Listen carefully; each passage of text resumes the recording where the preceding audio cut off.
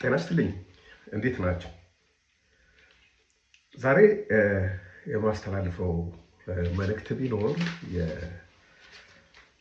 የኢትዮጵያ ውስጥ ላሉ የፖለቲካ ባለስልጣናት፣ ለብልጽግና ትልቅ ኃላፊዎች ባለሀብቶችን ማዋከብ እንድታቆሙ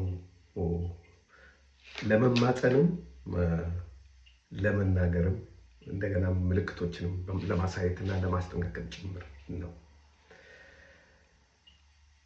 አንድ ሀገር ያለ ባለሀብት፣ ያለ ምሁራን፣ ያለ ገበሬ፣ ያለ ነጋዴ፣ ያለ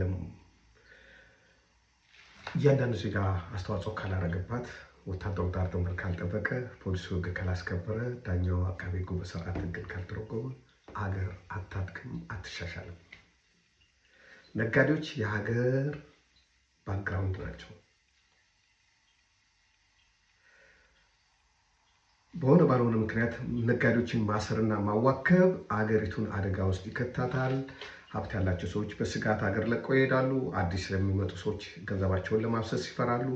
ለማጅ በነጋዴዎች ይሞክራሉ። ግን እንደነዛ ኤክስፔሪንስድ እንደሆኑ ስለማይሆን አገር ብዙ ትጎዳለች።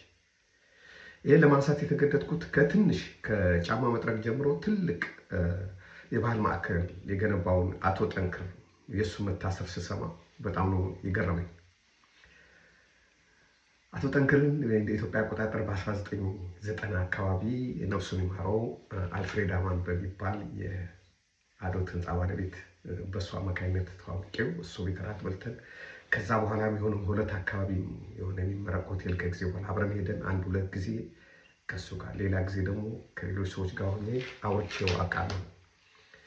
ልበቅንና በጣም ሞራል ያለው ለሀገሩ ጥሩ ፍቅር ያለው አብዛኛውን ነገር የሚያየው ከሀገር አንጻር የሚያይ ብልህ ታታሪ ሰው እንደነበር አውቃለሁ። በግድ ከትንሽ ተነስቶ የት እንደደረሰ የዛን ጊዜ የጠቀስኩላችሁ ጊዜ የነበረው ቶቶትና የአሁን ቶቶት በጣም የሰማይና መሬት ያክል የሰፋ ነው። ከውጭ ኢትዮጵያ ሄዶ የሚመጡ የውጭ ዜጎች ስለ ኢትዮጵያ ስንጠይቃቸው ከሚያነሷቸው ላሊበላ፣ አክሱም ምናምን ብለው ከሚያወራቸው ውጭ ስለ አዲስ አበባ ስንጠይቃቸው ስለ ቶቶት ነው የሚያወሩት። ቶቶት የሚባለው ኢትዮጵያን ጠቅላላ የያዘ ነው። የሁሉም ሙዚቃ ያለበት፣ የሁሉም ባህል ያለበት፣ የሁሉም የምግብ አይነት ያለበት ኢትዮጵያን የሚያሳይ ማዕከል ነው ብሎ ብዙ የውጭ ዜጎች ተናግረዋል። በራሳቸውም ብሮድካስት ሲያወሩ ሰምቻለሁ። እንደገናም በአካል ያገኟቸው እንደዚህ ሲያወሩ ሰምቻለሁ። ይህ ሰው የአገር ገጽታን የሚገነባ የአገር ገጽታን የሚያሳይ ለሁሉም የሚጠቅም ተግባር ነው። አንድ ንግድ ብቻ ገንዘብ ማግኛ ብቻ አይደለም። አገልግሎትም ስለሆነ ሰርቪስም ስለሆነ ትክክለኛ ሰርቪስ በመስጠት ሀገር እንዲወደድ ሀገር እንዲከበር ስልጣኔ ያላቸው ባህል አላቸው እንዲባል ያደረገ ሰው ነው። ይህን ሰው በሰበብ አስባብ ማሰር የሀገር አይን ማጥፋት ነው። ብዙ የሱ አይነት ታጋይ ሰዎች ሀገራቸውን፣ ኑሯቸውን፣ ቤተሰባቸውን ለመቀየር ለፍተዋል። የአማራቸውን ትተው ነው እዚህ ደረጃ የደረሱት። ተቸግረው ተጎሳቅለው ነው እዚህ ደረጃ የደረሱት። ሰክሰስፉል ሆኖ እርካታ በሚረኩበትና እፎይ በሚሉበት ሰዓት በጡረታ ዘመናቸው ሲቃረብ እነሱን ማሰር፣ ማንገላታት ሰበብ እየፈጠሩ እሺ ይሁን የታሰሩት ወንጀል ካለባቸው በህጉ መሰረት ፍርድ ቤት መቅረብ ነበረባቸው። በህገ መንግስቱ መሰረት በ48 ሰዓት አንድ ሰው ፍርድ ቤት የመቅረብ መብት አለው ይላል። ፍርድ ቤት አለመቅረብ ችግሩ ምንድን ነው? በተጠርጣሪ በተያዘው ሰው ላይ ስጋት፣ በቤተሰቡ ላይ ስጋት የሚያሳድር ነው። አንድ ሰው ፍርድ ቤት ካልቀረበ እገደላለሁ፣ እረሸናለሁ፣ እሰቃያለሁ፣ ቶርች ይደረጋሉ ብሎ እንዲያስብ ማድረግ ነው። ፍርድ ቤት ሲሄድ ግን ኦልሬዲ በህግ ተይዟል፣ ህግ ነው የሚፈታኝ፣ ህግ ነው የሚያስረኝ ብሎ ያምናል።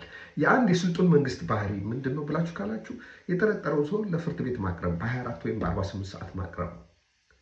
ከዛ ፍርድ ቤት የወሰነውን ነገር መቀበል ነው። የፖለቲካ ውሳኔ ሳያስፈልገው መቀበል።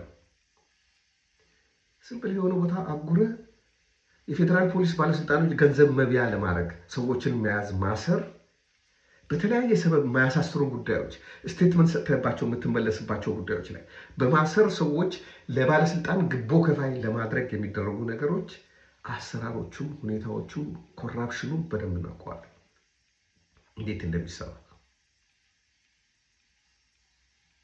የኢትዮጵያ ባለሀብቶችን ለማጥቃት የተወሰደ እርምጃ እንዳለ፣ ፐብሊክ ፊገር የሆኑ ሰዎች ለማጥቃት የተወሰደ እርምጃ እንዳለ ከዚህ በፊት ከዛሬ 3 ወር አካባቢ ቪዲዮ ሰርቻለሁ። ተራ በተራ የመቄዶንያን ባለቤት ዶክተር ቢኒያም፣ አትሌት ኃይለ ገብረስላሴ ባለሀብት ሳሙኤል ታፈሰ፣ ቴዲ አፍሮ ዝርዝር በስም እየጠቀስኩ ሊታሰሩ ነው፣ ዝግጅት እያደረጉባቸው ነው ብያቸው ነበር። አንዳንዴ የመረጃ ቀድሞ ከወጣ ብዙ ጊዜ መንግስት ሰዎች ያረጋጋሉ። የአቶ ጠንክርን ስም አላየውም ነበር። አሁን ሌሎች ባለሀብቶችም ያስሯቸዋል ማለት ነው። አብዛኛው ሰበብ የሚሆነው ጉራጌዎች አሁን እየታሰሩ ያሉት በአዲስ አበባ ምክንያት ነው።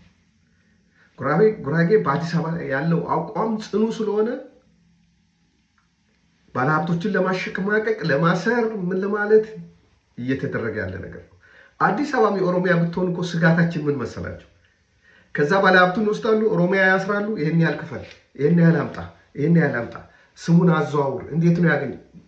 ለማሸማቀቅ፣ ለመግረፍ፣ ቶርቸር ለማድረግ ነው እንጂ ለሀገር ቢሆን ኖሮ እኮ ብዙም እንኳ አንጨቃጨቅም ነበር።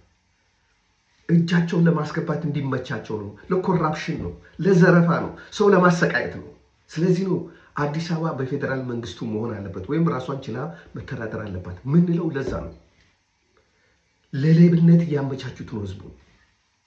ቢያንስ የፌዴራል መንግስቱ መቀመጫ ቢሆን ምንም ፓወር ቢኖራቸው ዓለም አቀፍ መንግስታት መቀመጫ ስለሆነ አፍሪካ ህብረት አለ፣ የአውሮፓ ህብረት አለ፣ የተለያዩ መንግስት የዓለም አቀፍ እንትኖች ስላሉ የሰብአዊ መብት ጥያቄዎች ተሰሚነት አላቸው። የፌዴራል መንግስቱም አለኝ ብሎ ሊያወራው የሚችለው ህዝቡም አለኝ ብሎ ሊያወራው የሚችለውን አዲስ አበባና ድሬዳዋን በአንድ ክልል ውስጥ ለማስገባት የሚሞክረው ሰዎችን ለማሰቃየት ነው። ለፍትህና ለእኩልነት ለዲሞክራሲ አይደለም። አቶ ጠንክር የዚህ ሰለባ ነው እንጂ ወንጀል ቢኖርበትማ ፍርድ ቤት ይቀርብ ነበር። ሌሎች ባለሀብቶችም ስማቸውን አልጠራሁም እንጂ የተያዙ የታሰሩ አሉ። ፍትህ ለንጹሃን፣ ፍትህ ለፍተው ሀገራቸውን ላቀኑ፣ ለሀገራቸው የደከሙ፣ እድሜያቸውን ሁሉ ጉልበታቸውን፣ ገንዘባቸውን በሀገራቸው ጉዳይ ላፈሰሱ ሰዎች ፍትህ እንጠይቃለን። ፍትህ ለአዲስ አበባ ህዝብ፣ ፍትህ ፍትህ ፍትህ። ሳዳመጣችሁኝ አመሰግናለሁ።